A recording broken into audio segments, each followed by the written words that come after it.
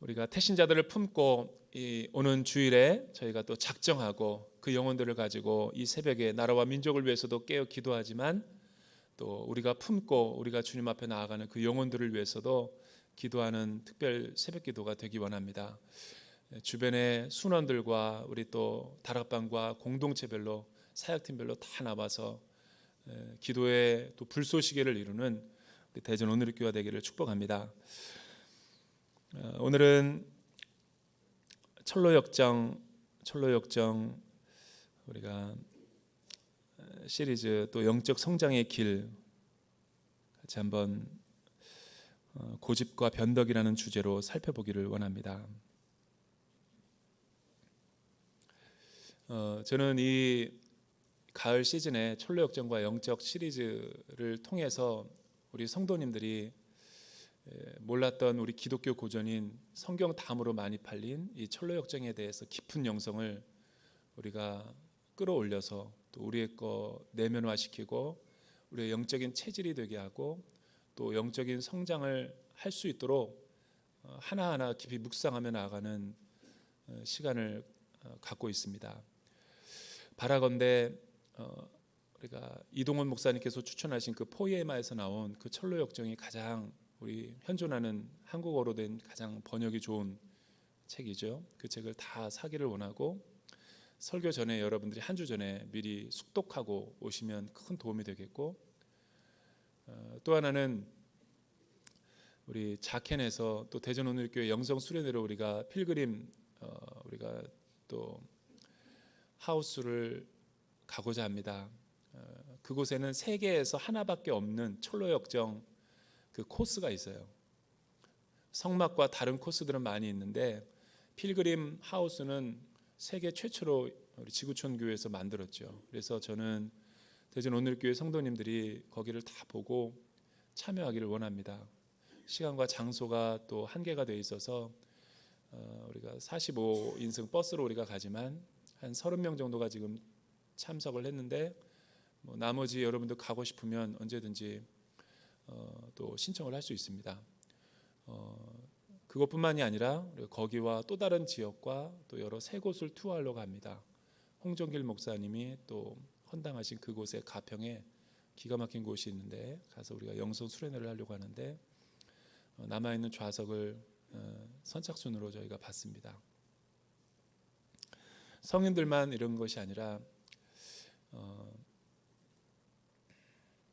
이것이 이제 또 중반과 하반기로 갈수록 언제 좋은 날짜를 잡아서 좀 우리 만화 철로역정을 쓴 또 기가 막힌 우리 집사님이 한 분이 계시더라고요. 그분을 또 수요 예배 때 좀 초청하고 간증하는 시간을 갖기를 원하고, 또 하나 우리 대전 오늘의 교회에 선사할 수 있는 좋은 또 프로그램은 마지막으로 우리가 이 철로역정 애니메이션이 나왔어요. 잘 만들어졌죠.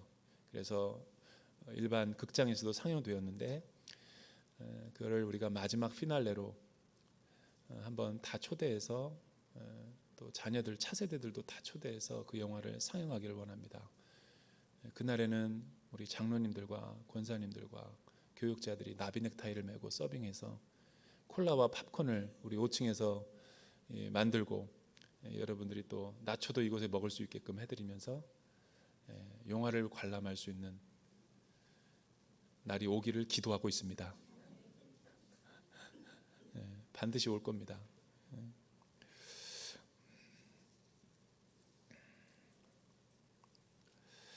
김남준 목사님께서 쓰신 아주 기가 막힌 글이 하나가 있죠. 책이 죄의 지배, 은혜의 지배라는 생명의 말씀사에서 나온 그 존 오웬의 목사님의 글을 다시 현대적으로 재해석한 책이 있어요. 그 책을 제가 읽고 너무나 많은 은혜를 받았어요. 왜 구원을 받은 그리스도인들에게 죄가 사라지지 않고 이 순례의 여정을 가는 동안에 죄의 유혹과 또 이 은혜의 지배가 왜 충돌하고 서로 싸우게 되는가가 이제 모티브로 글을 쓴 거죠. 쉽게 말하면 구원은 칭의와 성화로 우리가 동전의 양면처럼 말할 수 있는데 어떻게 구원받은 의롭다고 인정을 받은 하나님의 백성들이 이 세상의 순례의 길을 걸어가는데 왜 여전히 우리는 죄 가운데 투쟁해야 되며 싸워야 되는가? 사실은 모든 얘기들이 다 이 철로역정과 일맥상통한 문제 제기를 하고 있는 것이죠. 일찍이 청교도 목회자였고 학자였던 존 오웬이 철로역정을 쓴 존 번연과 같은 동시대를 살았기 때문에 그 시대는 하나님의 말씀과 또 신앙생활의 핵심 주제가 바로 그 문제가 화두가 되었기 때문에 그렇죠. 같은 주제와 같은 맥락을 다루고 있는 거예요. 저도 예수 믿고 나서 가장 제 인생에 제가 이런 오랜 신학을 공부하고 또 지금까지 살면서 끊임없이 내 내면에 제기되는 문제가 하나가 뭐냐면 구원받은 나는 왜 복음에 합당한 삶을 싸우는데 이렇게 힘겹게 투쟁하며 영적인 전쟁을 치르면서 살아가야 되는가? 구원받자마자 나는 죄에서 죽음에서 이 세상의 문제로부터 자유로울 수 없는가? 그러니까 제가 신앙의 입문에 들어서면서부터 끊임없이 제가 궁금해하던 문제였어요. 그러나 이 문제는 내가 궁리한 문제가 아니라 이미 믿음의 선배들이 다 이 길을 걸어갔고 고민하면서 다 많은 책들을 써놨더라고요. 김남준 목사님이 존 오웬의 말을 빌어서 하는 중요한 신학적인 명제는 그거예요. 예수 십자가를 믿고 그 피를 힘입어 구원을 얻게 된 하나님의 백성들은 아담이 하나님에게 반역하고 불순종하고 선악과를 따먹었던 그 인류의 조상으로서의 대표적인 원죄, 그 절대적인 죄는 죄와 사망을 가져오게 하는 그 절대적인 죄는 이미 죄 사함을 받아서 우리는 예수를 믿는 순간 믿음의 연합으로 인해서 그 문제는 다 해결이 됐다는 거예요. 그러나 절대적인 죄의 문제는 해결이 되었지만 우리가 첫 번째 아담의 몸을 입고 창조된 그 하나님의 형상을 갖고 살아가는 이 거듭난 심령, 이 질그릇 속에 보화를 갖게 된 우리의 상황들, 질그릇이라는 것은 아담의 몸을 비유하는 거죠. 썩어 없어질 것에 우리의 속사람, 영원한 생명, 구원을 우리가 얻었기 때문에 빨리 우리가 장례식을 치러야지만 이 죄의 문제, 이 땅에서 우리를 얽매이고 신앙생활을 방해하고 해방하는 옛사람, 옛자, 옛성품이 지배를 당하지 않는 거죠. 하지만 우리가 이 첫 번째 아담, 오염되고 타락한 이 아담의 몸을 입고 있는 순간, 생명이 호흡이 이 세상 가운데 붙어 있는 순간, 장례식을 치르기 전까지는 절대적인 죄의 문제는 해결됐다 할지라도 우리는 여전히 상대적인 죄의 지배를 간접적으로 영향을 받고 살고 있는 거죠. 그것이 청교도학자인 존 오웬과 또 우리 김남준 목사님께서 해석한 성도의 지위와 신분의 변화를 이렇게 설명하는 거예요. 필립 얀시는 놀라운 하나님의 은혜라는 책에서 우리의 신분을 또 다르게 해석하죠. 절대적인 죄의 문제는 해결됐기 때문에 이제 D-Day와 V-Day 문제로 우리의 신앙의 비포와 애프터를 해석할 수 있다라는 거예요. 예를 들면 이제 수능이 가까우는 날인데 전교에서 1등을 하는 대전고등학교에 어느 한 수험생이 있다고 쳐봅시다. 대전고등학교에서 전교 고등학교 3년 동안 한 번도 1등을 놓쳐본 학생이 있었어요. 바라기는 우리의 자녀들이기를 주님의 이름으로 축복합니다. 그 자녀는 시험 보는 게, 공부하는 게 너무 행복한 학생이에요. 그 학생이 수능을 보는 그 날짜는 우리 보통 사람들과는 다른 의미를 가지는 거죠. 예를 들면 그 학생은 그날이여 속히 오라. 나는 이 날이 너무나 기다려진다. 왜냐하면 수능을 내가 접수하고 서울대, 의대나 법대나 가장 높은 최고의 그 전공의 원서를 접수한 그날이 그 학생에게는 합격의 날이와 동일하기 때문에 수능 원서와 함께 그 친구는 합격의 날이죠. 그래서 디시전 메이킹, 수능 보기로 내가 원서를 갖다 낸 날을 디데이라고 하는 거예요. 디시전 메이킹의 날. 예수님께서 십자가에 못 박혀 죽으신 그 날은 첫 번째 아담이 저질렀던 그 모든 인류의 죄를 속하기 위한 하나의 디데이였다라는 거예요. 죄와 사망은 이제 사망의 사망 선고식을 한 거예요. 그러나 아직 수능을 합격을 다 발표하지는 않았죠. 이제 1, 2차, 3차까지 면접 다 보고 최종 합격 통지서가 나오는 날, 그날이 빅토리데이, V데이라고 할 수 있는 거예요. 우리가 예수 믿고 구원받고 죄와 죽음의 문제를 해결했다 할지라도 부활의 영으로 성령님께서 내 안에 내주하셔서 나와 동행하는 삶을 살고 있다 할지라도 아직 우리 몸은 하나님의 나라와 이 세상 사이에 끼어서 살아가고 있기 때문에 우리는 죄로 인해서 직간접적인 영향을 받을 수밖에 없는 거예요. 그러나 V데이, 주님이 세컨드 커밍으로 초림이 아니라 재림 때 다시 오시는 그날, 우리의 눈물을 씻기시고 이 땅에서 순례의 길을 가느라고 너무나 수고했다, 히브리서 12장 1절과 2절에 우리에게 선포하시고 메인 스테디움에서 이 마라토너처럼 달려오는, 지치지만 또 상한 영혼의 모습으로 달려오는 그 천국에서 입성할 때 우리를 맞이해 주실 피니쉬 라인, 그날을 우리가 다 학수고대하는 거죠. 주님이 다시 오셔서 의와 불의를 심판하시는 그날은 우리에게는 빅토리 데이죠. 순교하고 예수를 잘 믿고 불의함을 당하고 이 땅 가운데서 살아갔던 모든 사람들의 서름이 신원되는 날이기도 하죠. 그래서 요한계시록에서는 그날을 빅토리 데이라고 말하는 거예요. 우리가 D-데이와 V-데이 가운데 살아가고 있기 때문에 텐션이 있는 거죠. 라이언 일병 구하기를 보면 세계 2차 세계대전에 독일의 마지막 결정타를 먹이는 연합군의 상륙작전이 나타나죠. 저도 그 영화를 봤는데 20-30분이 그냥 노르망디 상륙작전을 묘사하고 있어요. 상륙하는 그날은 이미 디시전 메이킹이 된 날이에요. 그러나 2차 연합군들이 독일에 대해서 독일이 패망하고 연합군이 승리하는 날까지는 2년이 더 걸렸어요. 배틀이 있었기 때문에, 국지적인 전투가 있었기 때문에 이미 멸망당하거나 다름없어요. 그러나 아직 퇴각하지 않고 끝까지 싸우는 그들 때문에 작은 전투를 했었죠. D-데이와 V-데이 사이에 있는 텐션이죠. 우리도 마찬가지예요.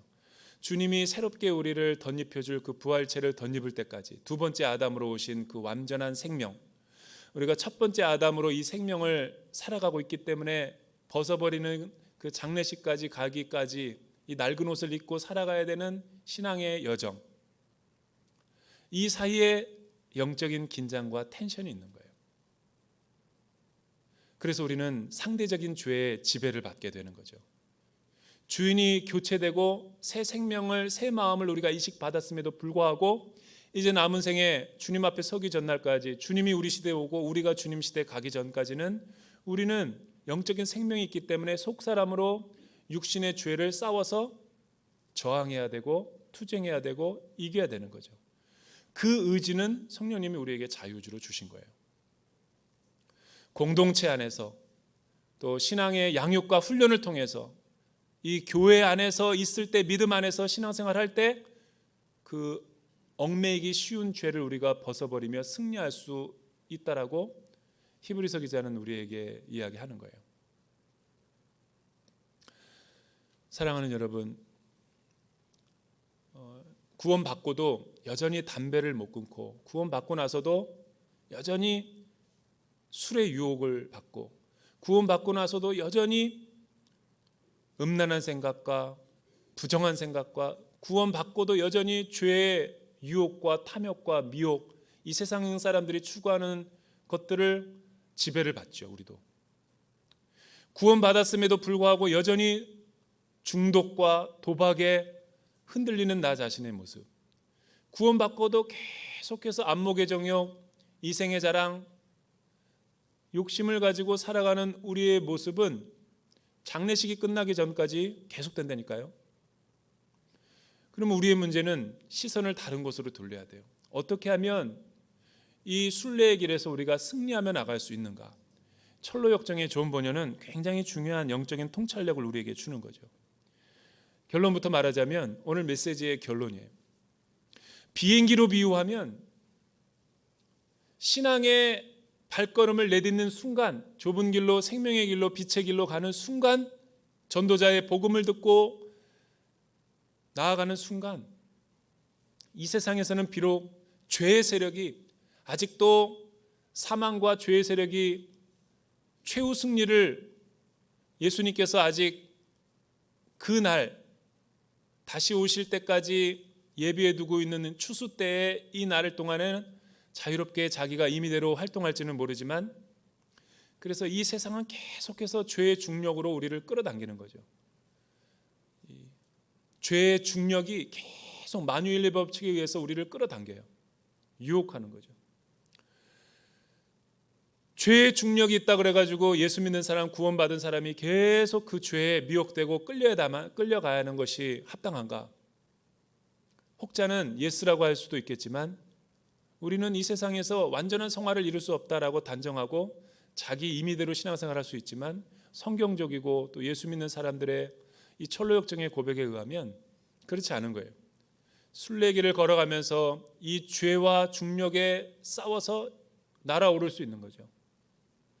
왜냐하면 비행기가 400km로 날아가게 되면 뒷바퀴가 뜰고 양력과 부력과 추력에 의해서 높은 창공으로 비상하며 날아오르게 되죠.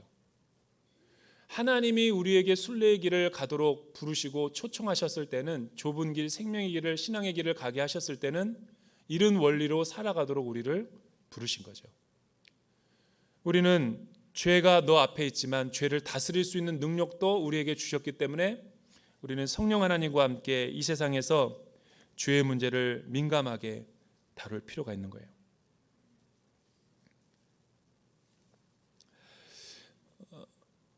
멸망당할 도시에서 성경을 읽다가 영적인 세계, 믿음의 세계를 발견한 순례자 크리스찬은 What shall I do? 내가 그러면 무엇을 해야 될까? 심각한 죄 문제로 인해서 고통을 당했을 때 전도자가, 에벤젤리스트가 그에게 와서 빛의 길로 가라, 좁은 길로 가라, 저기에는 생명의 길이기 때문에 너가 저쪽으로 가서 나침판을 갖고 지도를 갖고 나아가면 승리할 수 있다라고 권면했을 때, 아내와 자녀에게 도전을 하자 아내와 자녀들은 불안하고 두려운 그 믿음의 세계로 우리가 왜 가느냐, 지금 이 세상이 얼마나 안락하고 편안하고 돈만 있으면 우리가 행복할 수 있느냐라고 거역하죠. 할 수 없이 죄의 배낭을 메고 무거운 짐을 지고 이 순례자 크리스찬은 가족들을 구원하고 싶었지만 그렇게 할 수 없어서 홀로 믿음의 여정을 떠나게 될 때, 조금 길을 가는데 자기 이웃들을 만나요. 크리스찬 순례자여, 당신이 지금 어디를 갑니까? 나는 지금 저 빛의 길, 생명의 길로 가려는데 우리 가족은 거부했어. 당신들은 나와 함께 하겠어. 그러자 고집과 변덕이라는 두 이웃 친구가 나타나죠. 이 고집은 끝까지 가족과 자녀들처럼 믿음의 길, 순례의 길을 가기를 거역하고 그 크리스찬 순례자를 떠나가죠. 하지만 변덕이라고 하는 친구가 정말 이 세상에 평안과 기쁨과 만족을 주는 행복의 길, 믿음의 길, 생명의 길이 당신이 알고 있단 말이오. 크리스찬 순례자가 예스 그러니까 같이 따라가자고 했을 때 같이 동행에 나서는 거예요. 하지만 전도자가 가르쳐준 그 길로 가기 전에 절망이라고 하는 늪을 만나게 되죠. 크리스찬 순례자는 이 길을 잘 빠져나갔는데 같이 따라오던 이 변덕이라고 하는 친구가 그 늪에 빠져버리고 말아요. 아무리 이 절망의 늪에서 이 변덕이라는 이웃을 끌어내려고 했는데 더 늪으로 들어가는 거죠. 살려달라고 외치지만 건져낼 수가 없어요. 가까스로 이 전도자는 이 늪에서 변덕이라는 친구를 끌어올리자 마음이 바뀌는 거예요. 아, 크리스찬 순례자요, 내가 잘못 생각한 것 같아. 나 이제 이 절망이라는 두려움 늪, 또 이 늪이 또 어디에 있을지 모르는데 나는 당신과 함께 그 두렵고 불안한 길을 갈 수 없으니까 혼자 가시오 하고 돌아서게 돼요. 믿음의 길, 순례의 길, 그 하나님이 계시는 그 길로 가지 못하고 다시 왔던 길로 돌아가 버리는 거예요. 소돔과 고모라의 롯의 아내처럼 소금 기둥이 돼버리고 만 그녀처럼 예수님의 12제자로 부르심을 받았지만 물질과 세상이 더 좋아서 예수님을 떠났던 가룟 유다처럼, 사도 바울과 함께 복음의 순례 여정을 떠났던 데마는 나보다 이 세상을 더 사랑하여서 세상으로 갔던 그 데마처럼 배반과 배신, 변덕으로 떠나버리게 됐다라는 거죠. 이것이 오늘 히브리서의 기자가 말하는 것과 또 철로역정이 말하는 중요한 우리 신앙의 걸림돌을 다뤄보고 있는 거죠. 저는 제 인생 가운데서도 예수 믿고 구원받았는데 내가 완전한 성화의 모습으로 변화될 줄 알았는데 내 인격과 언어와 성품이 하루아침에 달라지지는 않더라고요. 예수 믿어서 너무나 기쁘고 즐거운데 아직도 여전히 내 안에는 옛사람과 옛자, 또 언어의 습관, 생각이 변화되지 않는 부분도 있어요. 하나님의 통치와 주대심이 인정되는 곳도 있지만 구원받고 나서 여전히 내가 아직도 세상적인 방법, 세상적인 생각으로 살아가는 주님의 통치가 구원이 미치지 않는 영역들이 있더라니까요. 그것이 오늘 철로역정에 의하면 고집과 변덕일 수 있는 거죠.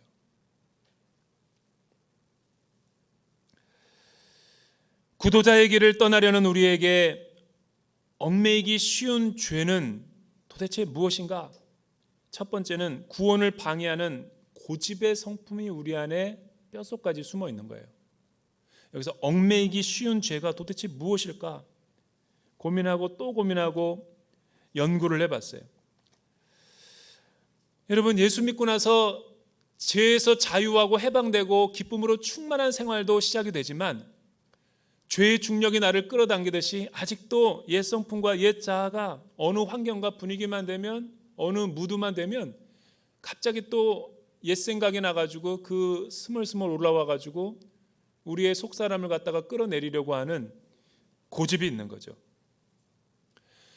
예수 믿고 구원받고 교회 공동체에서 신앙생활한 지 오래되고 매일매일 내가 하나님의 교회와 하나님의 사역들을 섬기고 있는데도 아울리치 갈 때만 변하고 아울리치 갔다 인천공항에 오면 아까맨쿠로 바뀌는 거예요. 이게 뭔가? 꿈인가 생신가? 고집된 마음 때문에 그런 거예요. 고집. 그래서 존 버녀는 우리 신앙의 순례의 길, 좁은 길, 빛의 길을 가는데 가장 걸림돌이 옛사람 옛자의 고집과 변덕이라는 본성 때문에 그렇다라고 지적하는 거죠. 히브리서 기자는 그거를 순례의 여정의 주적, 얽매이기 쉬운 죄라고 표현했어요. 마가복음 4장에 우리 주님은 온 세상에 살아가는 모든 지구의 인구들 마음을 네 가지로 분류하셨어요. 첫째는 뭐냐면 길가, 하나님 앞에서 우리가 반응하는 자세를 네 가지로 타입화 시켰다라는 거예요. 길가. 어떤 사람은 말씀을 듣고 반응하는 자세를 보면 이 네 가지 유형밖에 없어요. 두 번째는 돌짝밭, 세 번째는 가시덤불, 네 번째는 옥토, 좋은 밭. 하나님의 말씀이 떨어지면 어린아이와 같이 즉각 반응하고 순종해서 30배, 60배, 100배로 열매 맺는 믿음이 가장 좋은 토양을 갖고 있는 마음의 사람들이 있는 거예요. 우리가 영적으로 성장할 때 항상 그런 마음 상태지 그 외에는 다른 것이 아니라는 거예요. 길가는 어떤 사람인가? 팔레스타인 지역에서는 씨앗을 뿌릴 때 우리가 알고 있는 그런 논밭이 아니에요. 밭과 밭 사이에 조그만한 그 그 신장로가 아니라 아주 울퉁불퉁하고 그 돌들이 많은 그런 밭이 있는 거죠. 씨 뿌리는 자가 마음대로 아무데나 사방에다 뿌리면 옥토밭에 떨어지면 그것이 잘 자라겠죠. 그러나 길가에 떨어지게 되면 덜어는 어떤 씨들은 길가에 떨어짐에, 길가에 떨어지게 되면 그 씨가 왜 자랄 수 없을까요? 너무 딱딱하니까. 이거는 예수 믿기 전에 세상에서 살아가면서 가정이나 사회생활이나 직장생활에서 인간관계에서 받은 우리가 수많은 상처들을 묘사하고 있는 마음밭이에요. 딱딱하게 굳어졌다는 것은 자기 완벽한 그 자기 방어 기제가 강하게 있는 사람들이에요. 뭐만 얘기했다 하면 그냥 물어보지도 않아요. 내가 안 했어요 그거? 순모임 가운데서 두 부류의 유형이 있죠. 순모임을 하다 보면은 나는 그런 의도로 하지 않았는데 우리 순장님은 정말 모든 사람들은 다 평온하게 들었는데 막 그 뱀이 머리를 들고 확 쳐봤듯이 뭐라고요? 지금 나한테 뭐라고 말했어요? 그런 사람들이 있어요. 아니 그냥 평온하게 얘기했는데 상처로 오해하고 받아들여가지고 자기 말을 해석해가지고 자기가 자기 얘기한다고 막 뭐라 그러는 사람 있죠. 나만 경험했어요? 여러분도 다 경험했다고요. 나는 그런 의도가 없었는데 본인이 그걸 해석하고 가공해가지고 김 목사를 괴물로 만들어버려. 왜 그럴까요? 왜 이런 유형의 마음밭이 있을까요? 세파에서 너무 시달린 거예요. 나는 그런 의도로 말한 적도 없어. 가정에서 아버지로부터 어머니로부터 형제들로부터 학대받고 상처받고 군대에서 병든 영혼을 갖고 있기 때문에 교회 공동체 왔는데도 구원 받았는데도 영적으로 병든 신앙생활을 하고 있는 사람들. 그리고 자기의 마음을 하나도 열지 않아. 방어 기제를 완전히 그냥 몇 겹으로 해놓은 다음에 하나님의 말씀이 들어가지 못하게 하는 거예요. 갑각류 크리스찬처럼, 랍스터처럼 겉으로는 그냥 딱딱하게 해놓고 속살은 그냥 여려가지고 그런 사람들. 이런 사람들은 건강한 신앙생활을 할 수 없죠. 가끔 새 가족을 가보면 얼굴만 봐도 이 성도님은 상처를 정말로 많이 받았구나. 어떤 분이 이런 얘기를 해요. 대전에 와가지고 30년 동안 내가 살면서 이 교회 저 교회 다니면서 상처받고 사소한 것에 마음 문을 닫고 교회에 대한 오해를 갖고 잘못된 생각으로 신앙생활하는 그 성도님, 그 내면세에 가보면 이제 마지막으로 온누리교회 왔어요. 나는 제발 여기가 마지막 교회가 되기를 원해요. 그 성도님들의 내면의 상태를 보면 길가라는 거예요. 너무 영적으로 줄이고 양육도 못 받고 사랑도 못 받고 자존감도 낮고 이 세상에서 참된 사랑을 경험해보지 못한 성도님들이 길가라는 거예요. 내가 주님 만나기 전에 그랬다고요. 그런데 이 세상에도 어디서 받을 수 없는 위로와 사랑과 헤세드의 그 변함없는 사랑을 나는 교회 그 하나님 공동체 안에서 발견했던 거예요.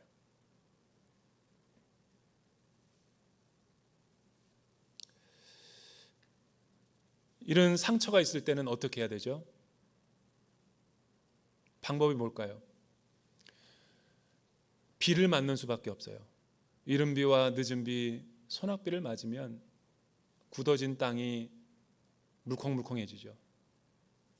은혜의 바다 가운데 잠기는 수밖에 없어요.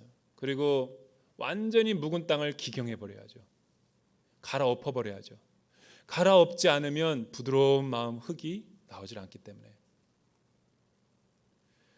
이런 상처가 많은 분들은 은혜 많이 받게 하기 위한 그런 집회와 기도 모임, 이런 프로그램들에 들어가야 돼요.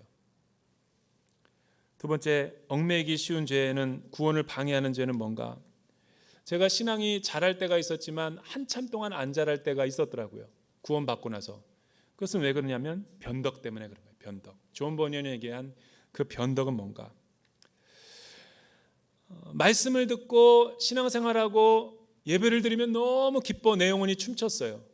그런데 어느 날 사소한 것 때문에 상처를 받고 마음이 다치고 두려움과 불안이 주는 그 염려와 근심 때문에 내 마음을 하나님 앞에 헌신하지 못하고 의탁하지 못했을 때 마귀가 찾아와 가지고 우리의 마음을 가라지를 뿌려 놓는 거죠. 그리고 속삭이는 거죠.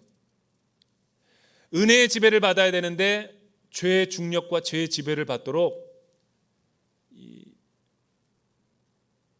유혹하는 거죠.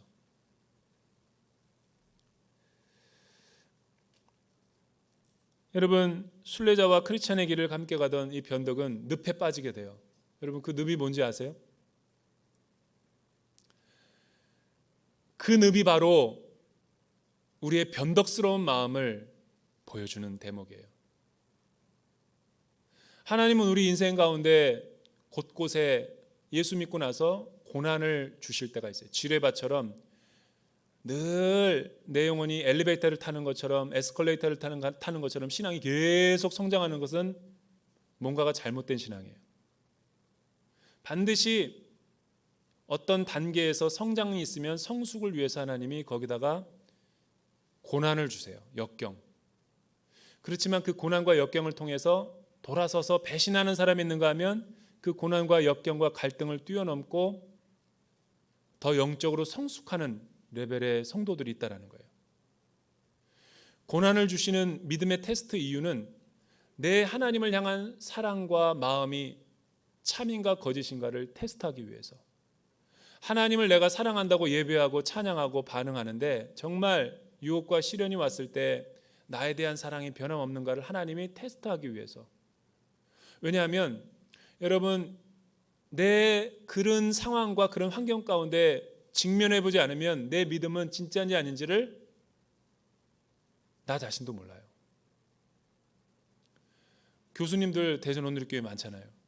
교수님들이 매 학기가 시작이 되면 실러버스를 나눠주고 뭐 어떻게 학점을 또 학사를 이끌어 나갈지 평가 점수를 보여주잖아요. 뭐 중간고사 몇 퍼센트, 기말고사 몇 퍼센트, 과제물 몇 퍼센트, 워크시간 몇 퍼센트 등등등. 그런데 여러분, 왜 테스트를 보는 줄 아세요? 학기가 시작될 때 100여 명의 학생들이 다 눈빛이 초롱해요. 다 생각이 교수님 말을 의도를 듣는 건 줄 알고. 그런데 누가 정말 내 강의를 잘 소화하고 이 학습 목표에 도달했는지 알 수 있는 길이 없어요. 종말론적 심판 외에는. 그래서 중간고사와 기말고사를 보면 다 나와요. 아무리 맨 앞자리에 있더라도 페일할 수 있어요. 여러분, 눈에 보이는 집들은 다 튼튼하게 문제없이 하자 없이 지어진 것 같죠. 하지만 흔들어 보면 알아요. 건축 설계가 잘 된 것은 지진에도 끄떡없죠. 보이지 않는 우리의 내면의 믿음의 세계는 잘 몰라요. 그래서 하나님은 고난과 시련과 역경을 반드시 주신다. 그거를 뛰어넘으면 우리의 믿음이 업그레이드가 되는 거지만 그 시험에 걸려 넘어져서 절망의 늪에 빠져서 하나님은 안 계시다, 믿음의 세계는 없다, 기독교가 말하는 복음은 가짜다 그러고 돌아서면 변덕이 되는 거예요. 신앙과 성장과 훈련에도 마찬가지인 거예요. 여러분, 하나님이 우리에게 주시는 것은 감당할 만한 시험, 믿음의 내가 테스트에 통과할 수 있는 믿음 외에는 주지는 않으세요. 그런데 우리가 그 유혹에 넘어가서 훈련을 받지 않고 또 하나님의 말씀에 순종하지 않을 때 우리의 신앙은 진보는커녕 퇴보할 수 있는 거죠.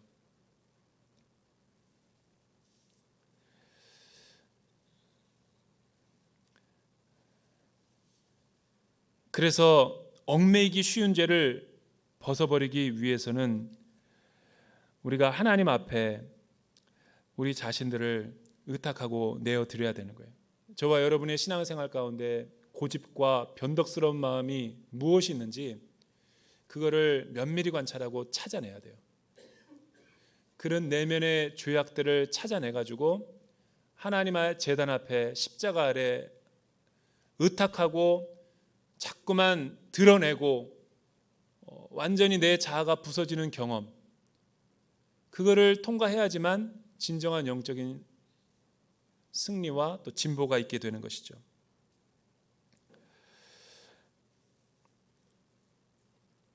아직도 예수 믿고도 물질에 대한 탐욕과 욕심으로 가지고 있는 사람들, 또 예수 믿고도 아직도 자아를 죽이지 못하고 분노와 다혈질로 힘들어하는 분들, 또 예수 믿고도 아직도 끊어버리지 못한 세상의 구습들과 습관들,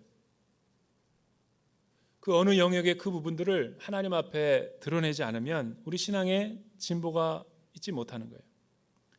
그래서 마가복음 4장의 마지막 예수님이 우리 신앙의 주적을 그렇게 표현하신 거예요. 가시덤불에 떨어진 밭, 도시 돌짝밭은 기쁨으로, 잠시 기쁨으로 하나님의 말씀을 받다가 환난이나 염려나 역경이 오면 배반하는 마음의 유형의 사람들이죠. 또 하나의 밭을 우리 주님은 경고를 주셨는데 좋은 토양에 떨어졌대요. 그러나 가시덤불에 막혀가지고 더 이상 신앙이 자라지 않는 씨가 있는데, 그 씨는 어떤 씨냐면 우리 주님이 해석을 해줬어요. 신앙생활하면서도 아직도 은혜의 지배를 받지 않고 죄의 지배를 받으며 세상의 염려와 재리, 근심, 걱정, 두려움 때문에 하나님 앞에 나아가지 못하고 불순종하는 신앙의 사람들, 이런 사람들은 어느 정도까지는 잘하지만 그 이상을 잘할 수 없어요. 사랑하는 성도 여러분, 김 목사를 포함해서 우리는 모두는 천국의 그 순례의 길을 떠나가고 있는 크리스천 순례자들이에요. 오늘 말씀을 듣다가 얽매이기 쉬운 죄, 그러니까 죄의 중력 가운데 부력과 양력으로 내가 날아올라야 되는데 나를 자꾸만 끌어내리고 이 땅에 속하게 만들고 은혜의 지배받지 못하게 하는 그 세력이 실체가 무엇인지를 발견해야 돼요. 그것이 물질이든 직장에서의 여러분의 성공과 명예이든, 그것이 이 세상의 부귀와 향락이든, 그것을 도려내고 잘라내고 제거하지 않으면 우리의 신앙은 계속 늪에서 허우적대는 이 변덕과 별반 차이가 없는 거죠. 사랑하는 여러분, 멸망의 도시를 떠나기로 내가 결단을 했다면 우리의 삶을, 우리의 생명을 하나님 앞에 의탁할 필요가 있어요. 왜냐하면 우리 전부를 하나님 앞에 부분을 의탁하는 게 아니라 전부를 하나님 앞에 의탁할 때 하나님이 토기장이시고 우리는 토기라서 하나님이 우리를 빚어가시고 완성케 하시는 거예요. 솔로에서 고운 흙을 갖다가 산에서 캐어가다가 그 흙을 원석 그대로 갖다가 솔로에다 놓고 빚는 토기장에는 세상에 없어요. 그 흙을 체에다가 걸러가지고 돌짝밭들 다 이물질들은 걷어내고 고운 흙만 가려가지고 그거를 모은 다음에 물을 적당하게 부어서 발로 짓이기죠. 더 곱게 다져가는 거예요. 그리고 또 반죽하고 또 반죽하고 또 반죽해서 선로 위에다 올려놓는 거예요. 하나님이 우리를 세상에서 구원하시고 건져주셨어요. 우리를 하나님의 위대한 작품으로 형상화하기 위해서 우리를 이 순례의 여정 가운데 부르셨죠. 어떤 분들은 아직도 선로에서 빚어가는 듯 하다가 완성되다가 상감이 나올 듯 하다가 뭉개져 버리는 사람이 있어요. 어떤 분은 마음에 안 드니까 토기장이가 선로에서 다 걷어내고 이 고운 흙이 없나 보다 그래서 다시 바닥에다 내팽개치고 발로 짓밟는 우리 하나님의 짓이겨지는 성도님들도 계세요. 훈련이 안 됐고 순종이 안 되니까 계속 빚어지듯 하면서 뭉개뜨리는 거죠. 여러분, 하나님이 쓰시도록 우리 자신을 의탁하고 내어버려야 돼요. 왜냐하면 하나님이 원하시는 형상으로 빚어가게 하기 위해서. 저는 주님 앞에 서는 날까지 이 믿음의 싸움, 선한 싸움을 우리가 싸워서 무겁고 얽매이기 쉬운 죄를 벗어버리고 부끄러움이 없는 모습으로 천국 앞에서 만날 수 있기를 소망합니다. 날마다 주님 앞에 서는 그날까지 우리 자신을 내면의 생활을 거룩하게 하고 성화시켜서 우리가 하나님이 원하시는 형상으로 회복될 수 있기를 주님의 이름으로 축복합니다. 자리에서 한번 다 일어나 보시죠. 우리가 순례자의 노래 부르면서 기도하며 주 앞에 나아가도록 하겠습니다. 저 멀리 배는 나의 시온성, 오 거룩한 곳 아버지 집, 내 사모하는 집에 가고자 한밤을 세웠네. 저 망망한 바다 위에 이 몸이 상할지라도 오늘은 이곳 내일은 저곳, 주복음 전하리. 우리 같이 찬양하며 나아가도록 하지요.